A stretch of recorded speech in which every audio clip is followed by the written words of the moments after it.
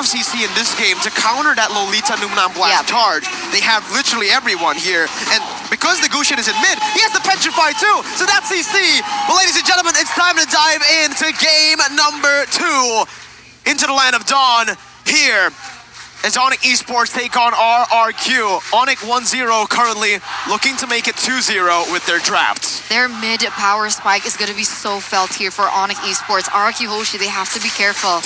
How are they going to do this? Should they play for the early game? Should they play for the late game? Because in that mid game, Onic Esports, they're just going to roll on RRQ Hoshi with their composition. Definitely in the late game, I think. If you look at Onic Esports, they do very well in skirmishes, but in the 5v5, there's a lot of chance for RRQ Hoshi to go for a combo, to do a lot of damage. But in the early game, they have to be very, very careful. But Albert goes in aggressively. Keyboy is the main target, and he is forced to flicker away RRQ Hoshi, abusing the early game even before the ultimates are ready. And this is due to that mid control. Gushin, not good. I mean, it's good clear, but not against Valentino, who can just bully you away from this wave. I think that's the idea of why it was paired with a Cho in that mid lane. But even then, you need to be able to wait for that level 4, I feel, and not be able to do too much of a risky play here in that mid side.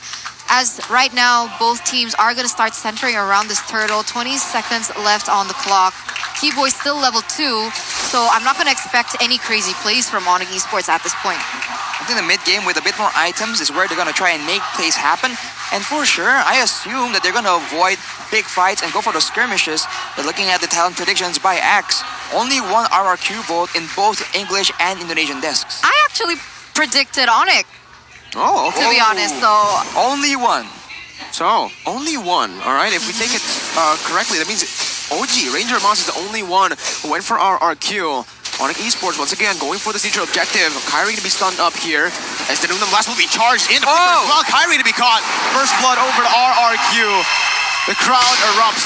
Presented to you by Samsung Galaxy A Series 5G. The Turtle going to be targeted here by RRQ now, and Onic Esports are going to be forced to back away. And this is where it's going to be disastrous for Onic, remember. Because, guess what? It's a snowball composition for Onic Esports. If they don't get that lead early on, if it's instead RRQ who gets the lead with their multi-dimensional draft, it's going to be tough for Onic. It is, especially even in the lane, right? Bruno versus someone like Claude. Bruno is going to have a really good game in that early. I think his base damage is already super high, even before items. And going against someone like the Claude who needs those items to scale, in the late game, if Bruno doesn't get that early lead, it's going to be very difficult. As in the top side here, R7 is going to be taken down here in a 2v1 situation. And Onic Esports starting to look for some compensation on the board. Let's see in that bottom side with the Dragon. Going to be popped there, stolen away by Clay. Gets another kill. And RRQ, they're really utilizing this pick potential now in this game. Onic Esports were able to find a trade up top.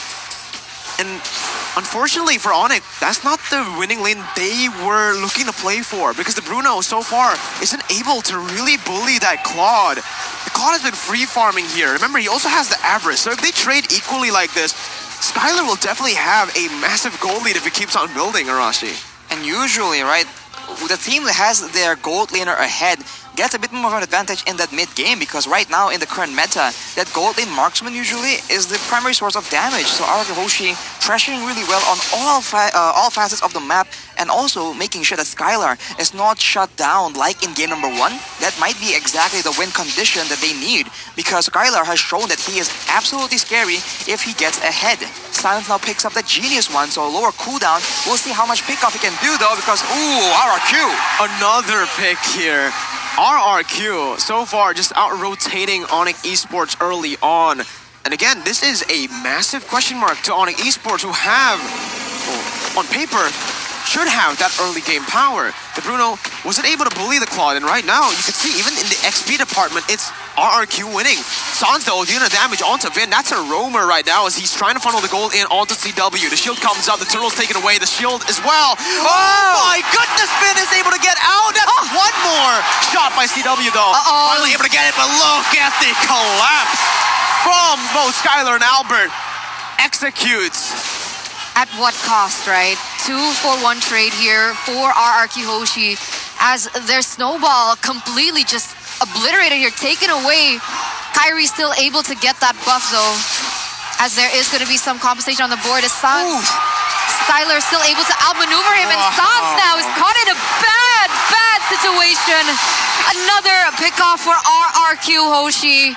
A wiped out for Onic Esports for any hope in that early game snowball. And Albert just grabbing up the kills like you can get grab food using the promo code grb.to/MPL. Scan the barcode if you're too lazy to type it in, because this game is absolutely insane as Albert is just styling on everyone. Onic Esports getting baited into a lot of situations, spending a lot of time chasing for kills that allows RRQ Hoshi to collapse and punish the overextension. RRQ Hoshi taking a lead right here with a 2.6 gold lead. Again, RRQ are finding momentum in game 2 instead of 1 like they usually do.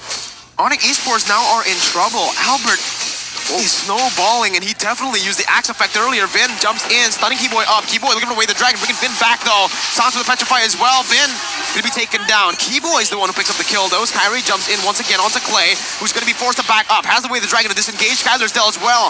Lethal counter popped in. Skylar has the blazing duet. He's gonna pop it right now as he jumps into the back line and dealing so much damage there. He's gonna be able to zone the other members away. Albert with the play. TW deleted. The class from Albert in game 2. R7 winning in the lane against Boots as well. 3.7k over to the defending Season 9 champions. Albert is sitting at 4-0-3 here in the 7th minute, and he's a level ahead of Kyrie at this point. RRQ Hoshi gonna shift their focus now on the neutral objective, taking this turtle, and this is gonna be the 3rd turtle of the game where Onic Esports has not been able to obtain a single thing on the map other than those 3 kills. Vin! Oh my goodness, when Keyboy cancels it out, it's not enough though. Keyboy gonna be locked down, and Albert picks up the double. Holy Vin! That engage just out of nowhere. No one expected that. This is exactly what we need to see from Vin.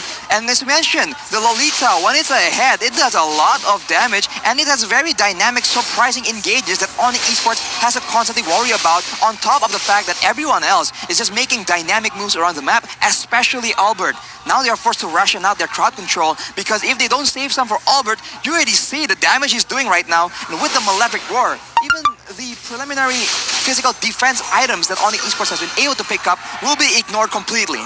Yeah, no ordinary Lancelot. 6 times picked up and an 83% win rate.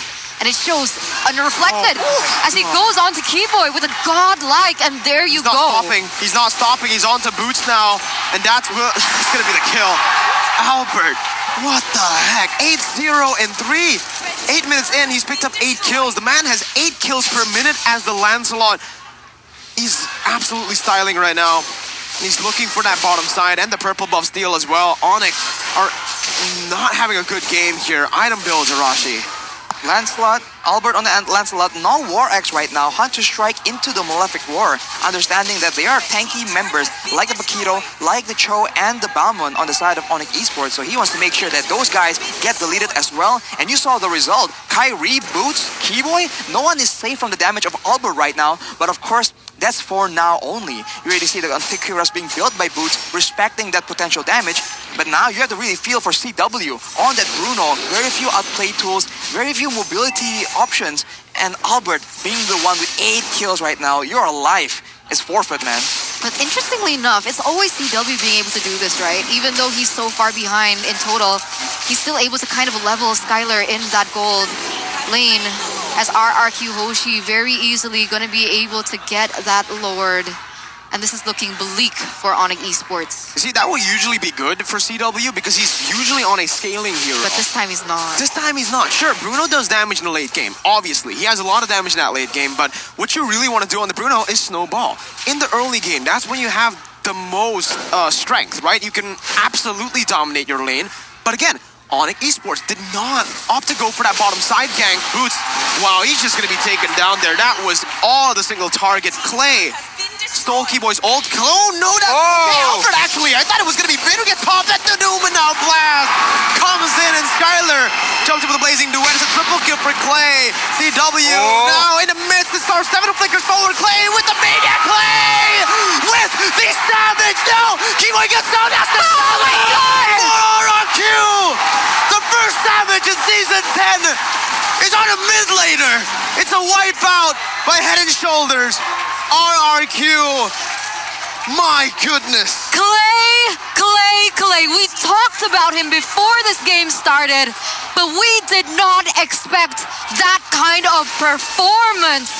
Clay, the person who is always in the back line, being able to get a savage on the Valentina here. The first savage of MPL ID Season 10 in the playoffs against a team as strong as Onic Esports. Wow, I am at a loss for words. RRQ Hoshi now, 8,000 gold lead in the plays that Clay could make. What can Onic Esports do at this point? You'd expect a gold laner or a jungler to get the first savage in the season, Arashi. Clay.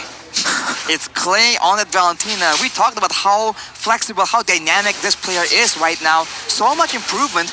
And now that begs the question, what is Onic supposed to do? They take out Albert, and then they get absolutely wiped out. So how mobile, how aggressive RRQ can play, Onic Esports, they can't even afford to use all their resources to take out one person because RRQ Hoshi will absolutely strike back.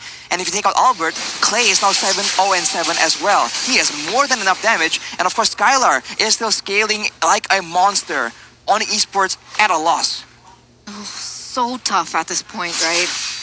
Onic Esports, they don't have much high ground as well to defend this. 8,000 gold lead and counting. Skylar already with the Wind of Nature, so he can go in, use a Blazing Duet, and just not receive any damage, perhaps, from Onic Esports. Maybe Sans will be the one that can change that, depending on the situation. But Onic Esports, they need to ration out their spells. As we mentioned, they require Stun Cloud Control for Albert, now Stun for Clay as well as for Vin. And if they're a bit too careless, Skylar will come into the Blazing Duet. So they need Sans maybe to try and deal damage to him, because with the Wind of Nature, everyone else is going to take way too long for them to take him out. And with that in mind, with Onic Esports zoned away, RRQ Hoshi take a free Lord 8k gold lead. Deja vu, but it's on a different team here for RRQ. Clay looking for that play. Sans is forced to use the ultimate defensively. And when you're on a Gushin, that just shows that your composition and just you in general, you've been outscaled. 9,000 gold lead for the team that should have the hold in the late game or in the mid game. Definitely not the early full like this. No, it didn't work out. The composition that Onic Esports brought, unfortunately, it did not work out. And now RRQ Hoshi in the 13th minute with a 10,000 gold lead, approximately one item ahead of each of the members from RRQ Hoshi. And now they're going to look for the final siege. Well, we'll see once again, as that's the enhanced Lord. RRQ can definitely look for a wipe here, but if Onic Esports are able to micromanage properly with their CC and their damage, they should be able to defend it for now. Lord going to be cleared in the mid lane. RRQ don't care. They're going to go for that bottom side, taking it out. R7, the shot damage there. So the Luminant Blast will not connect onto anyone. That's a massive restore of the Flicker as well.